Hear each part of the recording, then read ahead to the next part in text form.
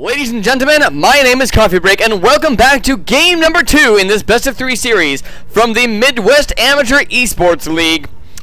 And on the top right hand side of Daybreak, it is going to be the victor from the first game. It is going to be the pink Terran player, Kino. Spawning on the lower left hand side, almost winning out on that base race, but couldn't quite contend with all the floating buildings. It is going to be our purple Protoss player. It is ExionPure. I feel like Pure is one of those players that just doesn't really have a necessary weak point.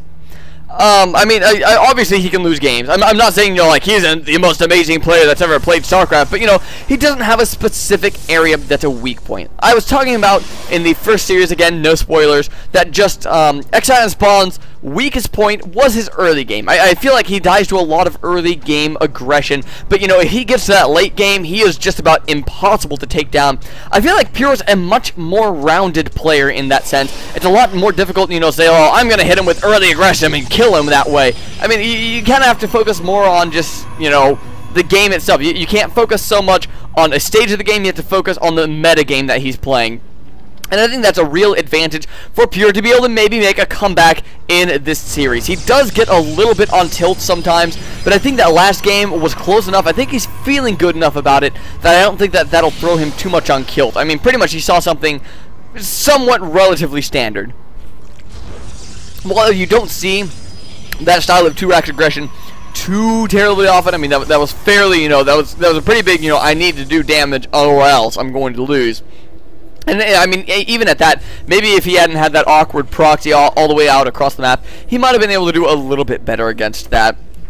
But that being said, I think both players played a fairly good game in game number 1. This time, Kino going to be doing something a little bit more standard. Going to be doing, well, a 15 command center, it looks like. 15 racks. So, going a little bit greedier this game, going for that very, very fast command center after taking a victory in game number 1. But you know what? At that point, why not? I would actually love to see Pure cancel that first Zealot. You'll see a lot of professional players do that sometimes. Ooh, might get that SCV. Oh my gosh, it's down to 5 health. Just, dear Lord, kill it. Ah, the repair. That just bugs me when something gets so close. It's like the Marine that's down to 1 health, and he's like fighting a Zergling, and you're like, go Zergling! Go Zergling! And then he just gets healed by a medevac and decimates, the entire rest of the Zerg swarm. Anyways, sometimes you'll see Terran players, Protoss players, cancel that first Zealot when they see that there's not going to be any immediate aggression, like, a 15cc, and that just allows them to get their Nexus up a little bit faster, allows them to get their, I don't know, pylon up a little faster, whatever, it just makes it so they get that extra 100 minerals that they can spend elsewhere, because they're not going to immediately need that Zealot. The Zealot is really used to be able to thwart any sort of fast aggression. Looks like ExionPure does have another proxy pylon going down there. I won't necessarily call this a forward pylon until I see whether it's used for warp gates or if it's used for a robotics facility up there. This Marine going to die to the Stalker fire. He's not going to be getting any scouting off today. Zealot, in the meantime, obviously is poked up, and I mean, he had already known that this command center was here anyways, and it looks like that same play that we saw last game going to be happening in this game. ExionPure really wants to make this work, that proxy robotics facility, with the gateway over here as well. I don't know what the gateway's for, to be honest. I think the gateway, I'm going to have to talk to Pure at some point in time as to why he lays the gateway down here. I'm not going to call it worthless, because I know Pure is a better player than that. I know Pure is a better player than just laying this down randomly over here. One thing that he might be trying to do is hide the fact that he has a 4th gateway, but even at that, if a Terran player scouted 3 gateways and no expansion, I mean, it's pretty obvious that it's going to be some sort of aggression. So I don't know exactly what ExionPure is going for with that. Kino probably going to be alright prepared against this, but this is going to be a lot of firepower coming in very, very quickly on Kino's head. And then right now he only has 3 completed racks. He has no tech lab, so he's not going to have any marauders. He has no reactors, so he can't really pump out a lot of units. He's just going to kind of have to rely on his wit and charm to be able to hold off this attack, and that's going to be a little bit of a problem for him. The tech lab is now finally coming down a little bit later than it needs to, though. I feel like he's actually going to be in a lot of trouble very, very quickly. Don't look at the supply counts here. That does not actually tell all that much of a tale, because there are 4 warp gates on the field.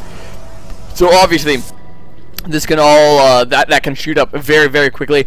This SCV for Kino going to be just a little bit late, going to be dropping off from the main base now, and this is immediately scouted by a Marine that was patrolling around. 4 Stalkers being warped into that main base. All the Marines getting unloaded from their barracks. The SCV's coming around for this round on the Stalkers, but he just keeps these Stalkers moving, and he will probably be just fine. One Marauder does pop out, but I don't think it's going to be nearly enough. Kino rapidly losing this battle, and that SCV is finally over in the natural expansion to scout. Oh, there's not a Nexus here. In the meantime, Pure going to have another nice warping of Zealots and Stalkers in the main base of Kino. 36 to 36 supply. Remember, Kino at one point was quite ahead in that supply. So many SCVs have died now. That's 9 workers killed. Probably going to be, I mean, more by the end of this, obviously. 10, 11, 12. So many workers dying. The offensive units for Kino going down very, very quickly as well. Are the Chrono Boosts being used? No, actually even no Chrono Boost being used. And there's the GG from Kino. So ExionPure going to say, well, you're going to do something really aggressive against me in the first game? Well, guess what? I'm going to do the same exact thing I did the first game and do something very aggressive against you in game number 2. And it pays out for ExionPure. So the question is he going to be ballsy enough to try that again on a 3rd consecutive map, or is Kino going to pick something that's going to not quite favor this quite so much? We're just going to have to wait and find out in game number 3 of this best of 3 series for the Midland Amateur Esports League. This is week number 1, series number 2, and game number 3 coming right up, folks. Stay